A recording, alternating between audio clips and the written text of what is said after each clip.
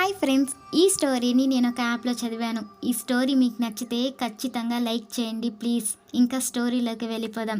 తన పేరు ప్రియా. వాళ్ళు ఉండేది ఢిల్లీలో. ప్రియా వాళ్ళ అమ్మ నాన్న చిన్నప్పటి నుండి పేదరికంలోనే పుట్టి పేదరికంలోనే పెరిగారు. దీని కారణంగా వాళ్ళు అంతగా చదువుకోలేదు. కనీసము 10వ తరగతి కూడా పూర్తి చేయలేదు. ప్రియా వాళ్ళ అమ్మ వాళ్ళ నాన్న పెళ్ళైన తర్వాత కూలి పనులు చేసుకుంటూ తమ జీవితాన్ని గడిపేవారు. కొన్ని నెలల తర్వాత ప్రియా కడుపులో పడిన తర్వాత కూలి పనులు చేసుకుంటే ఇంకా అవ్వదని, వాళ్ళు పడిన కష్టాలు తమ బిడ్డ పడకూడదని తనని మంచిగా చదివించి మంచి ప్రయోజకురాలిని చేయాలని అనుకున్నారు. ఇదంతా జరగాలంటే వాళ్ళిద్దరు కూలి పనులని ఆపేసి ఎక్కడైనా ఉద్యోగం చేయాలని అనుకున్నారు. వాళ్ళు ఉద్యోగం కోసం ఎన్నో చోట్ల ప్రయత్నించారు, కానీ ఎవ్వరూ వాళ్ళకి ఉద్యోగం ఇవ్వలేదు. దానికి కారణం వాళ్ళు కనీసం 10వ తరగతి కూడా చదవలేదని. చాలా అవమానాలు బాధలు పడిన తర్వాత వాళ్ళిద్దరికీ ఒక షాప్లో ఉద్యోగం వచ్చింది. ఉద్యోగంలో చేరిన కొన్ని నెలలకే ప్రియా పుట్టింది. అప్పటి వరకు దాచుకున్న డబ్బులన్నీ ప్రియా చదువుల కోసం ఉపయోగించారు. ప్రియాని ఒక పెద్ద స్కూల్లో జాయిన్ చేపించారు. ప్రియా చిన్నప్పటి నుండే చాలా చురుగ్గా ఉండేది. చాలా బాగా చదివేది. ఎప్పుడు క్లాస్లో ఫస్ట్ వచ్చేది. దీనివల్ల ప్రియా వాళ్ళ అమ్మగారిని ఒకరోజు స్కూల్కి రమ్మని చెప్పారు. స్కూల్కి వెళ్ళిన తర్వాత ప్రియా వాళ్ళ టీచర్ ప్రియా చాలా చురుగ్గా ఉంటుందని, ఎప్పుడు క్లాస్లో ఫస్ట్ తనే అని, తనని బాగా చదివించండి, తను మంచి ప్రయోజకురాలవుతుందని చెప్పారు. దీనివల్ల ప్రియా చదువుకోవడానికి ఒక మంచి రూమ్ కట్టించాలని ప్రియా వాళ్ళ అమ్మ నాన్న అనుకున్నారు. అనుకున్న విధంగానే ప్రియాకి ఒక మంచి రూమ్ కట్టించారు. కానీ ప్రియా కింద కూర్చొనే చదువుకునేది. దానివల్ల ప్రియాకి అప్పుడప్పుడు బ్యాక్ పెయిన్ వచ్చేది. దీన్ని చూసిన ప్రియా అమ్మ నాన్న ప్రియా చదువుకోవడానికి ఒక బెంచ్ కొనిస్తే బాగుంటుందని అనుకున్నారు. అనుకున్న విధంగానే సెకండ్ హ్యాండ్లో ఒక మంచి బెంచ్ని కొనించారు. ఆ బెంచ్ ప్రియాకి చాలా బాగా నచ్చింది. ఎప్పుడు బెంచ్ పైనే కూర్చొని చదువుకునేది. బెంచ్ వచ్చిన 2 నెలల వరకు ప్రియా బాగానే ఉంది. 2 నెలల తర్వాత ప్రియా బిహేవియర్లో పూర్తిగా చేంజ్ వచ్చింది. ప్రియా స్కూల్లో చురుగ్గా ఉండేదే కాదు, ప్రియా ర్యాంక్ కూడా రోజు రోజుకి తగ్గుతూ వచ్చేది. ఫస్ట్లో ఉన్న ప్రియా లాస్ట్కి వచ్చేసింది. దీనివల్ల ప్రియా వాళ్ళ క్లాస్ టీచర్ ప్రియా వాళ్ళ పేరెంట్స్ని పిలిచి ఇలా మాట్లాడారు. మీ పాప చాలా చురుగ్గా ఉండేది, అందరికన్నా బాగా చదివేది, ఎప్పుడు క్లాస్ ఫస్ట్ వచ్చేది, కానీ ఇప్పుడు పూర్తిగా మారిపోయింది. ప్రియా ఇప్పుడు లాస్ట్ వస్తుంది, చురుగ్గా ఉండట్లేదు, క్లాస్లో చాలా డల్గా ఉంటుంది, ఎక్కువ అల్లరి చేస్తుంది. తననికి చెప్పండి, తనని కూర్చోబెట్టి శ్రద్ధగా చదివించండి అని టీచర్ చెప్పింది. అది ప్రియా వాళ్ళ పేరెంట్స్లో బాగా నాటుకుపోయింది. ప్రియా పైన ప్రెషర్ పెట్టడం స్టార్ట్ చేశారు. తనని అరవడం మొదలుపెట్టారు. ప్రియాని 24 గంటలు చదివించేవారు. అప్పుడు ప్రియా వాళ్ళ పైన కోపంగా చిరాకు పడేది, బాగా ఏడ్చేది. కానీ ప్రియా వాళ్ళ అమ్మా నాన్న ఇవేమీ పట్టించుకోకుండా ప్రియా చదవనప్పుడు, ప్రియా తక్కువ మార్కులు తెచ్చుకున్నప్పుడు ప్రియాని కొట్టేవాళ్ళు. ఒకరోజు ప్రియా తను చదువుకుంటున్న బుక్స్ని చించేసి ఆ బుక్స్ని వాళ్ళ అమ్మ మొహం పైన విసిరి వేసేసి, నాకు చదువుకోవడం ఇష్టం లేదు, అందరి పిల్లలానే నేను ఉండాలనుకుంటున్నాను, నన్ను ఎందుకు మీరు టార్చర్ చేస్తున్నారని మొహం పైన గట్టిగా అరిచి ఏడుస్తూ తన రూమ్కి వెళ్ళి డోర్ లాక్ చేసుకొని గట్టిగా అరవడం స్టార్ట్ చేసింది. ఒకరోజు ప్రియా వాళ్ళ అమ్మగారు వాళ్ళ ఫ్రెండ్కి కాల్ చేసి ప్రియా పరిస్థితి చెప్పి బాధపడుతూ ఉన్నారు. అప్పుడు ప్రియా వాళ్ళ అమ్మగారి ఫ్రెండ్ ప్రియా వాళ్ళ అమ్మకి ఒక సలహా ఇచ్చారు. తనకి మెంటల్ హెల్త్ ఏమన్నా బాగాలేదేమో, ప్రెజర్ ఎక్కువ అయ్యి తను ఇలా బిహేవ్ చేస్తూ ఉంటుంది, ఒకసారి తనని హాస్పిటల్కి తీసుకొని వెళ్ళని సలహా ఇచ్చారు. ఆ సలహా మేరకు ప్రియాని హాస్పిటల్కి తీసుకొని వెళ్ళారు. ప్రియాని చెక్ చేసిన డాక్టర్స్ ప్రియా కండిషన్ బాగానే ఉందని చెప్పి తనకి ఒక 2 డేస్ టైం ఇవ్వండి, తనని ఫ్రీగా వదిలేండి అని చెప్పారు.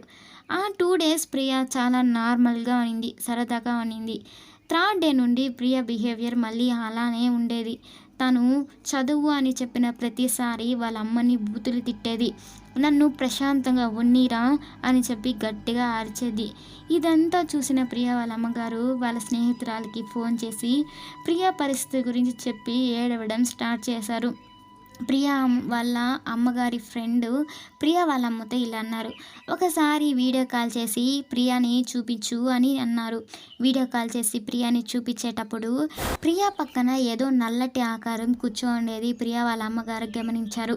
ప్రియా వాళ్ళ అమ్మగారి ఫ్రెండ్కి నేను మళ్ళీ కాల్ చేశాను ఉండని చెప్పి కాల్ కట్ చేసి ప్రియాని ఫోటో తీయడం స్టార్ట్ చేశారు.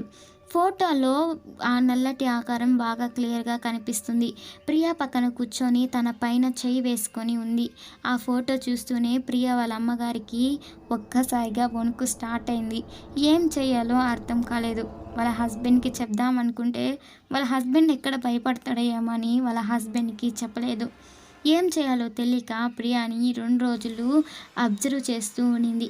ఆ 2 రోజులు ఎంత వీలైతే అన్ని ఫోటోలు తీసింది ప్రియాని. తీసిన ప్రతి ఫోటోలోనూ ప్రియా పక్కన ఆ నల్లటి ఆకారం ఉంది. ఒక ఫోటోలో ఆ నల్లటి ఆకారం మొహము బాగా క్యాప్చర్ అయింది.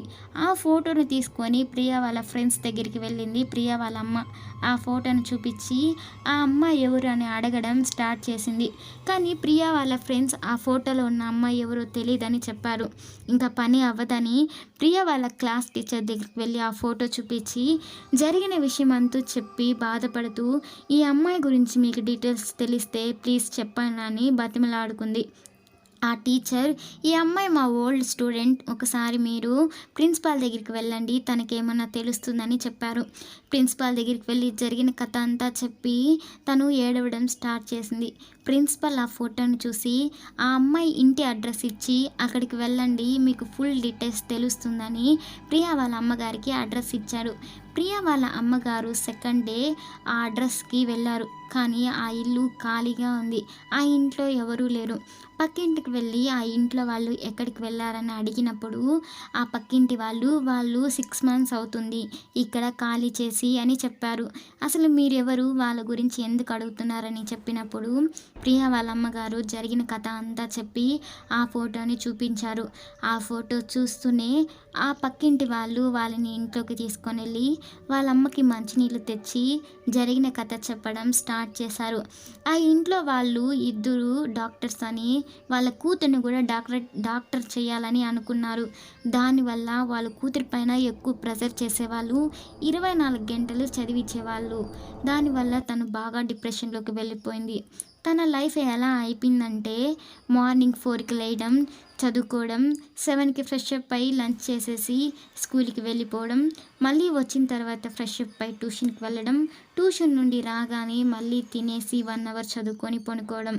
తిన లైఫ్ ఎప్పుడు ఇలానే అయిపోయింది. ఎప్పుడు బుక్స్ తన చేతిలోనే ఉండేవి. తను ఫ్రెండ్స్తో ఆడుకోవాలంటే వీక్లీ 1 టైం మాత్రమే పర్మిషన్ ఉండేది. అది కూడా 1 అవర్ మాత్రమే ఆడుకోవాలి. తన్ని వెకేషన్కి తోడుకొని వెళ్ళేవారు కాదు. కనీసం తనకి టీవీ కూడా చూపించేవాళ్ళు కాదు.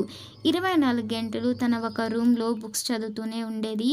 దీనివల్ల తనకి మెంటల్ ప్రెషర్ ఎక్కువయ్యి డిప్రెషన్లోకి వెళ్ళి తను ఊరేసుకొని చనిపోయింది. తను చనిపోయిన కొన్ని నెలలకి ఆ ఇంట్లో ఏవో శబ్దాలు రావడం, వాళ్ళ అమ్మ వాళ్ళ నాన్న దగ్గరికి ఒక నల్లటి ఆకారం వెళ్ళి మీ వల్లే నేను ఇలా అయిపోయానని ఏడవడం స్టార్ట్ అయిందంట. ఇదంతా జరిగిన తర్వాత వాళ్ళ అమ్మ వాళ్ళ నాన్న ఆ ఇల్లు ఖాళీ చేసి అక్కడ నుండి వెళ్ళిపోయారు. ఆ ఇంట్లో ఉన్న సామాన్లన్నీ ఏదో షాప్ వాళ్ళు వచ్చి కొనుక్కొని వెళ్ళిపోయారు అని చెప్పారు. చెప్పిన తర్వాత వాళ్ళ అమ్మగారికి పూర్తి విషయం అర్థమైంది. వాళ్ళు ఎవరైతే వచ్చి సామాన్లు కొనుక్కొని వెళ్ళారో వాళ్ళ దగ్గరే వాళ్ళు టేబుల్ కొన్నారు. ఇంటి దగ్గరికి వెళ్ళి ఆ టేబుల్ కొన్న వాళ్ళ దగ్గరికి వెళ్తే ఆ షాప్ వాళ్ళు ఆ ఇంటి దగ్గరే మేము ఆ టేబుల్ తెచ్చామని చెప్పారు. ప్రియా వాళ్ళ అమ్మగారికి పూర్తిగా అర్థమైంది. ఆ చనిపోయిన పాపదే ఈ టేబుల్ అని చెప్పి. ప్రియాని గట్టిగా పట్టుకొని ఏడవడం స్టార్ట్ చేసింది ప్రియా వాళ్ళ అమ్మగారు. ఇన్ని రోజులు వాళ్ళ కూతుర్ని చదువు అని ఎంత టార్చర్ చేశానో, పాపం నా బిడ్డ ఎవరికి చెప్పుకోలేకుండా తనలో ఎంత బాధపడిందో అని అర్థం చేసుకొని తనని గుడికి తీసుకొని వెళ్ళి తనకి ఒక తాయితీ కట్టుకొని ఇంటికి తీసుకొని వచ్చింది. కొన్ని రోజులకే ప్రియా బాగా నార్మల్ అయింది. కానీ వాళ్ళ పేరెంట్స్ పూర్తిగా చేంజ్ అయిపోయారు. ప్రియాని సరదాగా బయటికి తీసుకొని వెళ్ళేవారు. తనకి టీవీ చూపించేవాళ్ళు, తనతో టైం ఎక్కువ స్పెండ్ చేసేవాళ్ళు. అందరిలాగా కాసేపు మాత్రమే ప్రియాని చదివించేవాళ్ళు. చదువుకున్నంత వరకు తనకి అర్థమయ్యేలాగా చెప్పేవాళ్ళు. ప్రియా తర్వాత పూర్తిగా చేంజ్ అయిపోయింది. నార్మల్‌గా క్లాస్ ఫస్ట్ వచ్చేది. ఇది స్టోరీ. ఈ స్టోరీ మీకెలా ఉందో, ఎలా నచ్చిందో ప్లీజ్ కామెంట్ చేయండి.